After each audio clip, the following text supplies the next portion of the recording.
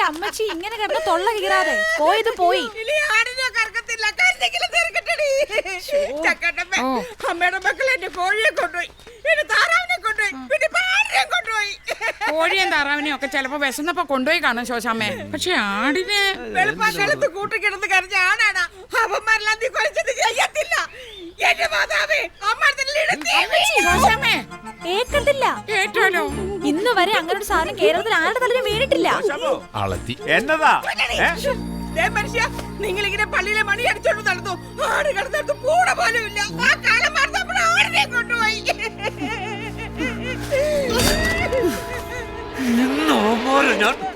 ഇന്നെന്തെങ്കിലും നടക്കും.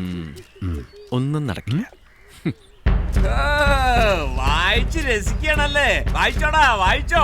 ഒന്നും അറിയാത്തവരെ പോലെ ഇരുന്ന് വായിച്ചങ്ങ് പഠിച്ചോ. പരീക്ഷ അങ്ങ് പോലീസ് സ്റ്റേഷനില്ല.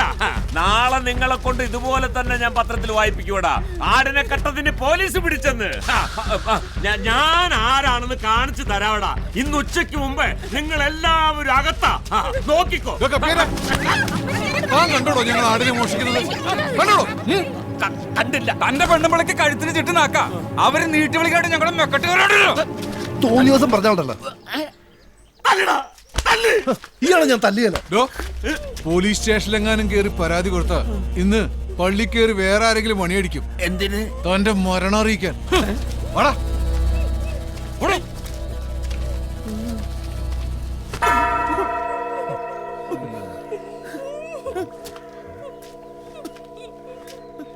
എനിക്കിതിനെ കുറിച്ചൊന്നും അറിയില്ല. നീ ഇന്നെന്റെ ആ വീടും പറമ്പും വാങ്ങാൻ വരുന്നവരുടെ തലയിൽ കിട്ടുന്ന വിലക്ക് എങ്ങനെയെങ്കിലും അതൊന്നും കെട്ടിവെക്ക്. എനിക്ക് മനസ്സമാധാനത്തോടെ എവിടെയെങ്കിലും പോയി ജീവിക്കാനാ. ധൈര്യമായിട്ട് ഞാനേറ്റ് ഞങ്ങൾ എടുത്തോളാം. അവന്റെ ഒരു സ്ഥലം. ആരവര്? അവരാ വീടും പറമ്പും നോക്കാൻ വന്ന ആൾക്കാര്.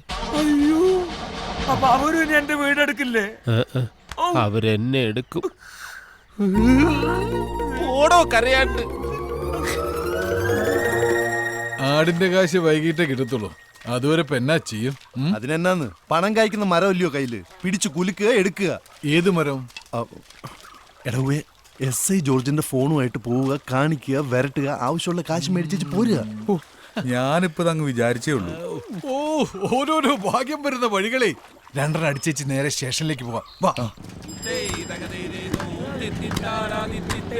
ആശാനെ, വക്കീല് തകർക്കുവാണല്ലോ. നെഹ്റു ട്രോഫി എത്തി. നാളെ ബോർഡ് മീറ്റിംഗ്. അതിനു മുമ്പേ നമ്മൾ അശോകൻ വക്കീൽ ട്രയൽ തുടങ്ങി വെച്ചാ.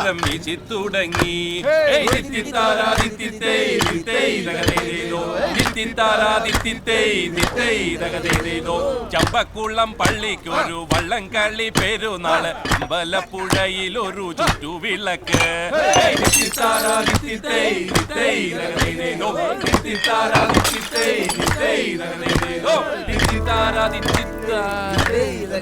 നല്ല രസം പിടിച്ച് വരുമായിരുന്നു. വക്കീൽ നിർത്തിക്കളഞ്ഞു. ഇവളെങ്ങനെ ഇവിടെ? എങ്ങനെയുണ്ട്? കൊള്ളാല്ലേ? ഇത് നിന്റെ പരിപാടി ആയിരുന്നല്ലേ? അയ്യോ, ഞാനല്ല, ഗോപം പറഞ്ഞിട്ടാ. അവൻ തന്നെ പ്രശ്നം. എങ്ങോട്ടാ മാമച്ച? ധൃതിയില് നിന്റെ അച്ഛൻ പെറ്റെന്ന് കേട്ടു. കയറെടുക്കാൻ പോവാ.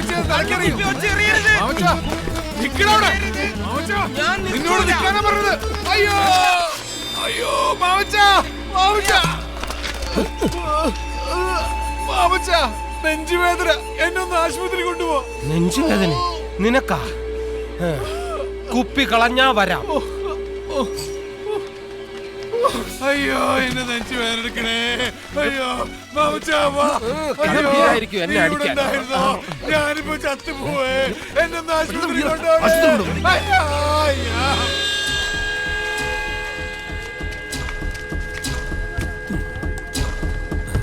അറിഞ്ഞോ? ഇല്ല. അറിഞ്ഞില്ലേ? ഇല്ലെന്നല്ലടാ പറഞ്ഞത്. ചക്കമണിയന് ഹാർട്ട് അറ്റാക്ക്. എപ്പോ? ഇപ്പോ. കർത്താവേ, അവ ഒരുത്ത ഒന്ന് പോയി കിട്ടിയ ബാക്കി രണ്ടെണ്ണം കൈക്കൊതുങ്ങും. ചായ കൂപ്പി പൊട്ടിക്കടാ.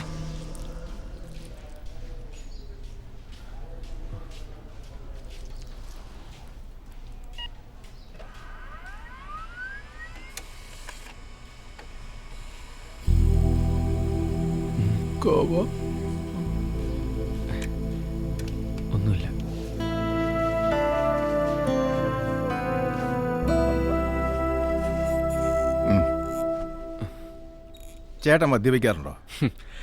സഞ്ചരിക്കുന്ന ഒരു കള്ള് ഷാപ്പാണ് ഡോക്ടർ. ഓ, അപ്പൊ അതാ കാര്യം. ഇന്നലെ കുറച്ച് ഓവറായി കാണും. അതിന്റെ ആഫ്റ്റർ എഫക്റ്റാ. ഇഞ്ചക്ഷൻ കൊടുത്തപ്പോഴേ പെയിൻ മാറി. ഗ്യാസിന്റെയാ, വേറെ പ്രത്യേകിച്ച് അസുഖമൊന്നും കാണുന്നില്ല. ഇല്ലേ? ഇല്ല. എന്റെ പൊന്നു ഡോക്ടറെ, ദൈവമായിട്ട് കയറ്റിയ ഗ്യാസാ. അത് ദയവായിട്ട് ഒരു ഹാർട്ട് അറ്റാക്ക് ആക്കി മാറ്റണം. അറ്റാക്കോ? അതെ. സ്വന്തമായിട്ട് വേലയെടുക്കാതെ ജീവിക്കുന്ന 3 ചേട്ടന്മാരാ. ഡോക്ടർക്ക് അറിയാമല്ലോ. ഇനി വേലയെടുക്കാതെ ജീവിച്ചാ ഹാർട്ട് അറ്റാക്ക് വന്ന് തട്ടിപ്പോവുന്നു. ചെറുതായിട്ടൊന്ന് വരട്ടി വിട്ടാ മതി. മരണഭയം ഏത് മനുഷ്യനെ മാറ്റും എന്നാണല്ലോ. ശരി, വിളിക്ക്. ഓ,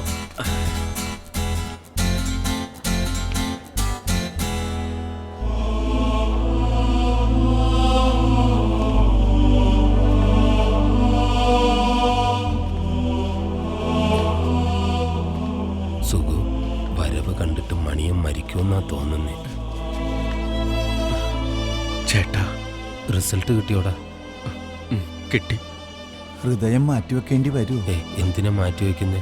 പഴയ സ്ഥലത്ത് തന്നെ ഇരുന്ന എന്താ കുഴപ്പം? നിങ്ങൾ 3 പേരോടും ഡോക്ടർ അകത്തേക്ക് വരാൻ പറഞ്ഞു. നീ പേടിക്കണ്ട മണിയാ, മരിച്ചാലും ഞങ്ങളൊക്കെ നിന്റെ കൂടെ ഇല്ലേ? ഇത് പകരോ മാമച്ച?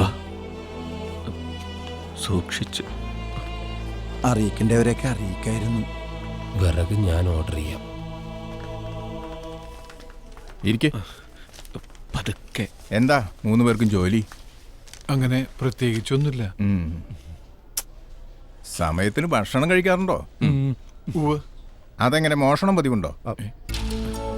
അത് ഇവനാണ് വീട് നോക്കുന്നത്. നാണുണ്ടോ മിസ്റ്റർ? നിങ്ങളുടെ അനിയനായതുകൊണ്ട് അധ്വാനിക്കാതെ ജീവിക്കുന്ന നിങ്ങളോട് ഇയാൾ ക്ഷമിക്കും. പക്ഷേ അസുഖങ്ങൾ ക്ഷമിക്കില്ല. അധ്വാനിക്കാത്തവരുടെ രക്തക്കുഴലുകളിൽ കൊളസ്ട്രോൾ അടിഞ്ഞുകൂടി ബ്ലോക്കാവും. നിങ്ങൾക്കുണ്ടായത് അതാണ്, മെറ്റബോളിക് സിൻഡ്രം.